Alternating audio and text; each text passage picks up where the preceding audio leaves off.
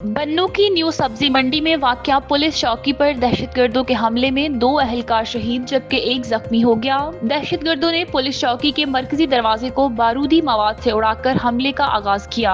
Police Hakam के मुताबिक gate को उड़ाने के बाद दहशतगर्द चौकी के अंदर दाखिल हुए और अंधाधुंध फायरिंग की, जिसके नतीजे में करीबी दुकानों को भी शदीद नुकसान पहुंचा। जबकि हमले से इलाके में शदीद खौफ व हरास फैल गया। रेस्क्यू जराये के मुताबिक हमले के दौरान चौकी के करीब नस्ब बिजली का ट्रांसफार्मर खंबे से गिर गया, जिसके बायस न्यू सब्जी मंडी की बिजली की फराहमी भी मुनक़ता हो गई। वफाकी वजीर दाखिला मोहसिन नकवी ने इस हमले की शदीद मजम्मत करते हुए शहीद होने वाले दोनों पुलिस अहलकारों को खराजे अकीदत पेश किया और उनके लवाहिकीन से दिली हमदर्दी और तज़ियत का इजहार किया, जबकि जख्मी अहलकार की जल्द सेहतयाबी के लिए दुआ भी की। मोहसिन नकवी का कहना था कि खैबर पख्तूनख्वा पुलिस ने दहशतगर्दी के खिलाफ जंग में मिसाली कुर्बानियां दी हैं और आज भी इस महाज पर बहादुरी के साथ डटी हुई है। उन्होंने कहा कि शोहदा की कुर्बानियां रायगा नहीं जाएंगी और दहशतगर्दी के खिलाफ जंग में पूरी कौम अपनी पुलिस फोर्स के साथ खड़ी है।